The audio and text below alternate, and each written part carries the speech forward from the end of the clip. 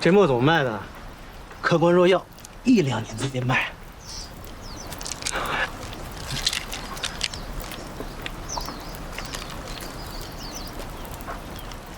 就你这墨，也配卖1两银子呀？客官，这当然是上好的墨。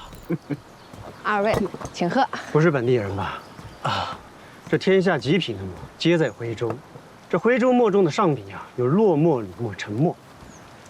你这个墨怕是徽州3岁小儿子做的，还敢卖1两银子？去别地儿卖吧。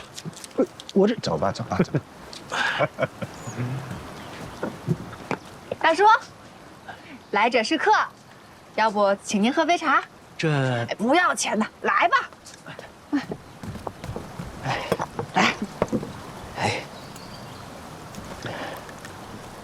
多谢您。哎，大叔，可否借我看看您手中的墨？多谢。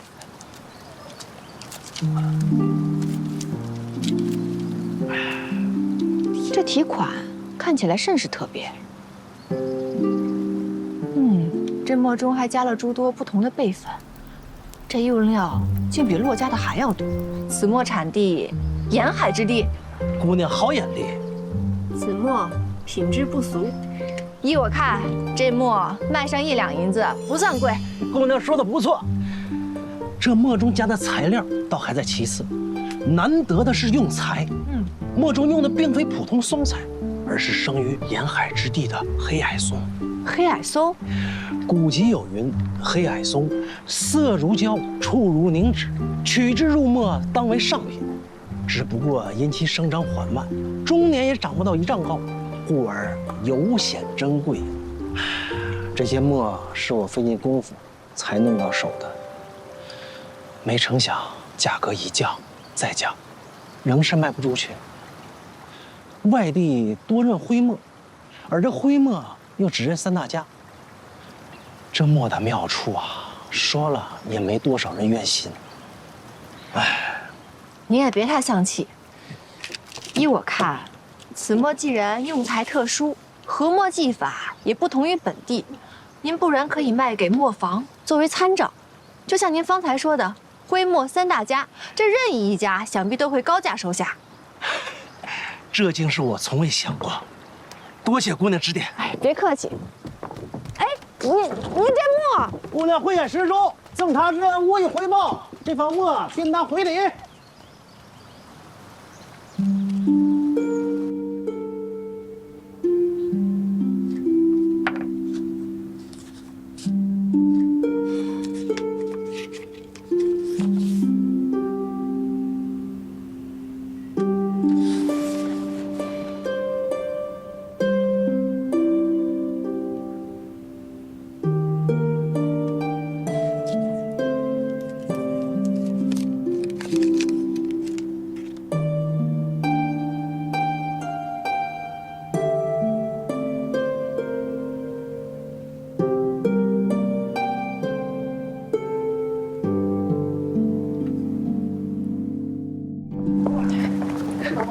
哎，好，慢走啊，两位。好，这水哥。哎，好。哎，慢走，结账了。走，等我一下，我拿着笔吧。你把这不用拿着，快走，我们路上吃。走。水波。哎，水波，今日这人怎么多得出奇呀？哎呀，今天是骆家选松材的日子，要是被骆大少爷看上了，那可得大大的发上一笔财呀。这人能少吗？骆家不是有自己的松厂吗？骆家得了供墨权以后，订单量自然就不同以往喽。还听闻呐，骆家前些日子还接了个大单，恐怕就是这个缘故吧。难怪这几日看到他，越发的目中无人。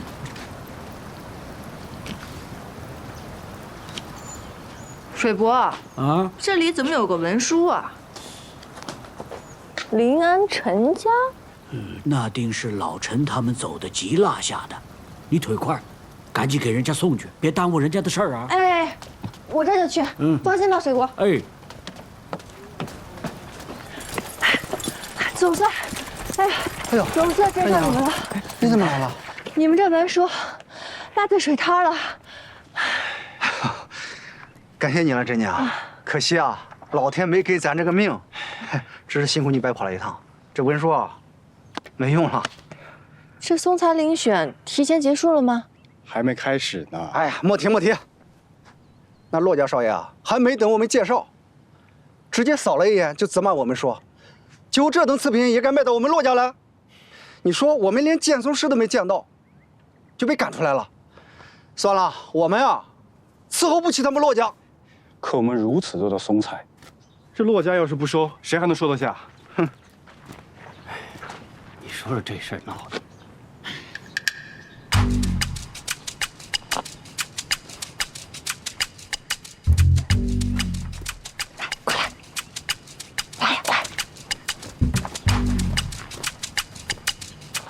我也许有一个法子，可以让骆家高价收下你们的松材，但若是你们得了便宜，可不能四处张扬。哎呀，有了有了，多谢多谢多谢。等我想，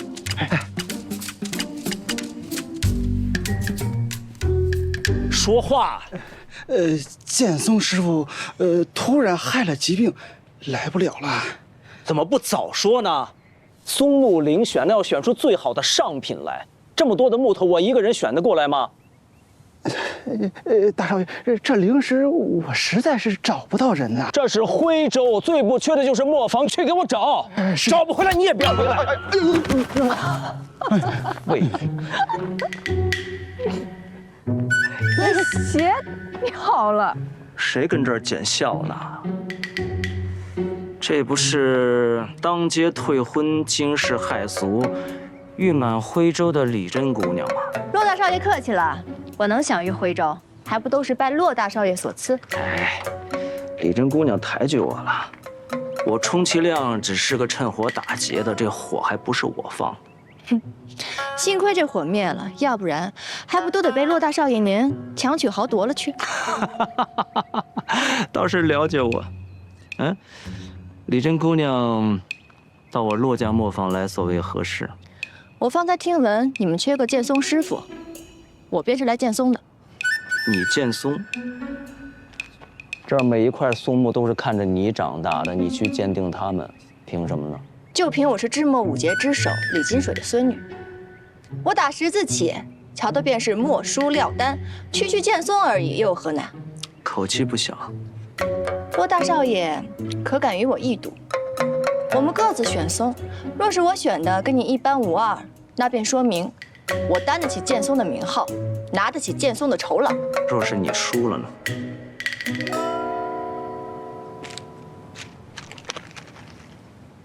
若是我输了，那这方墨便是你的了。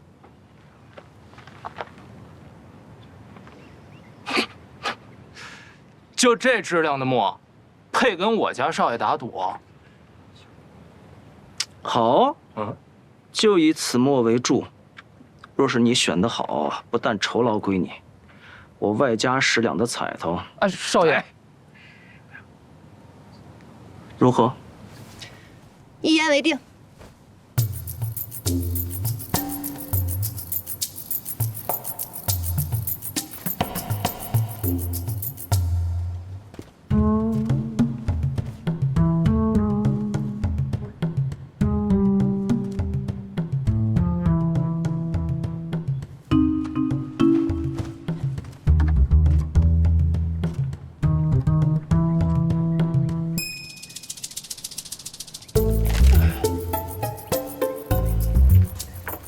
李珍姑娘，该你了。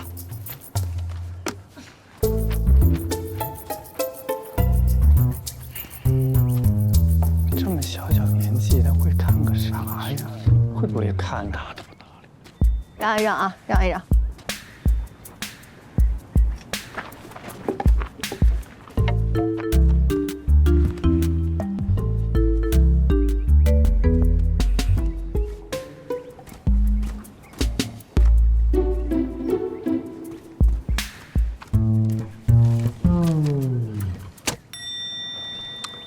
选好了啊！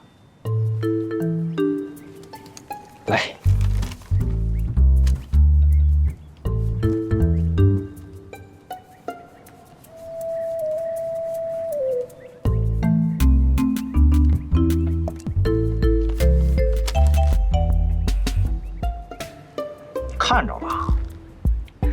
李真从不干如此龌龊之事。哎呀，有点意思啊，李真姑娘。啊，真是有点意思。那就请骆大少爷言出必行吧。哎，带李真姑娘去骆家账房领银子。是大少爷。哎，等等，骆大少爷，您当真就选中这3家了吗？李真姑娘言下何意？可这最好的松材不在此处。那真正最好的松材在哪里？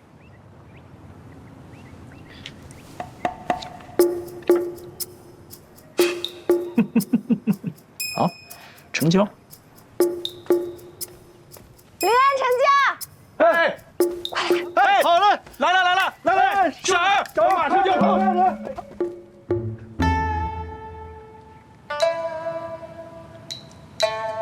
这木头颜色又黑，木质又粗，别说我家大少爷，我都没见过如此劣质的松材。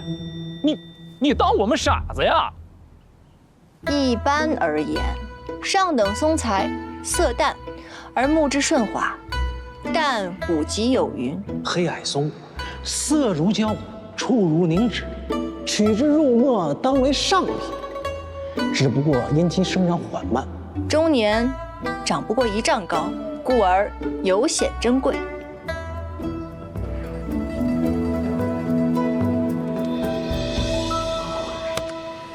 这便是你所说的黑矮松。骆大少爷，您不妨再仔细看看这方墨。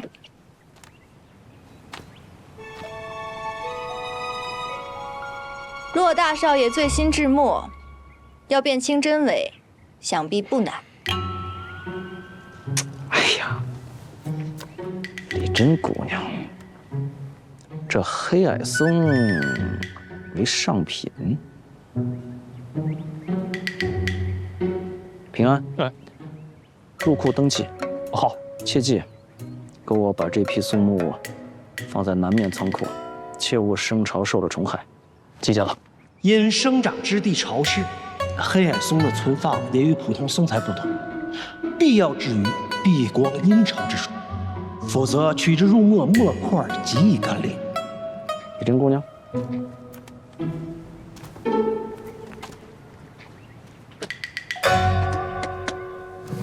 收好你该得的银两。需要上称吗？不用，数清楚了，分文不少。对了，骆少爷，我有一个不情之请，今日我来见松是临时起意，还望你不要四处声张。好说，正好我也有一个不情之请。坐。哎呀，没那么多规矩了，坐。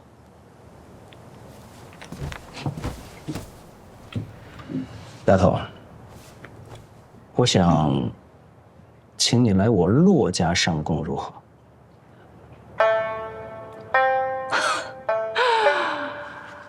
骆大少爷，您的为人我还是避之不及的。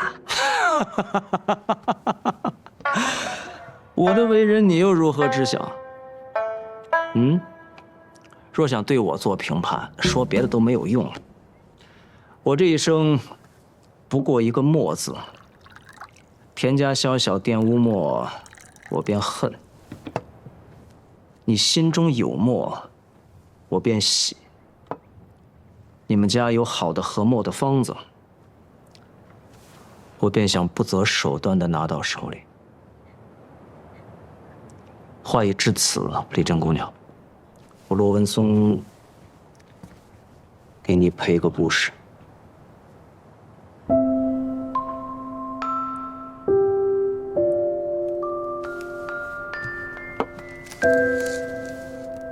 请你来骆家上供，是我真心所想。我惜你在墨上的天分。天分又不代表喜欢。徽州这地方，墨叶才干多如牛毛，有的人跟他痴缠了一辈子，结果又如何呢？我这点天分呀，也就骗骗你骆大少爷的钱够使了。哎，你喜不喜欢，我看得出来。常有人说，某些人对某事某物极有天分，只是心思不在这儿，虚度年华，埋没了自己，这不是废话吗？不喜欢不痴缠，那不叫有天分。即便偶有灵光，那也只是一时的机灵。丽珍姑娘可不是机灵，方才变松之时，我看得清楚。若是平时你对陌上不下心思，又岂能点得如此透彻？再有，丽珍，你家已经除族务，李金水发誓不再做墨。你若真想在墨道上有所作为，你不来我骆家，你还有更好的去处吗？我也是奇了，我是女子，你收我与行规不符，更是与李骆两家利益不符，你就不怕这李家再把祖师玄奇请出来，乌泱泱的上你的门？啊，给你看个东西。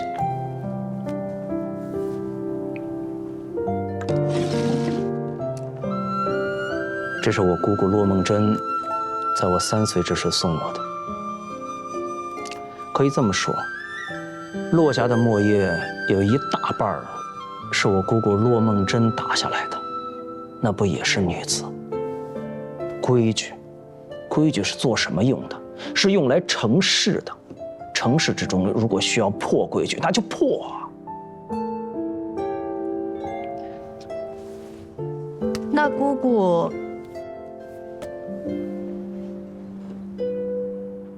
朱墨勾天眼底沉，今年春尽不知春。满徽州，我唯一敬重的人，就是我姑姑骆梦真。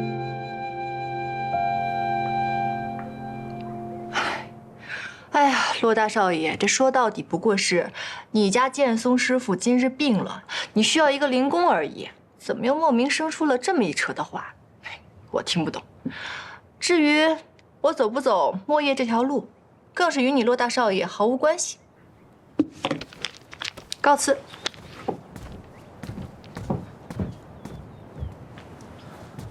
对了，方才忘说了，这黑暗松得避光保存，不信你去查古籍。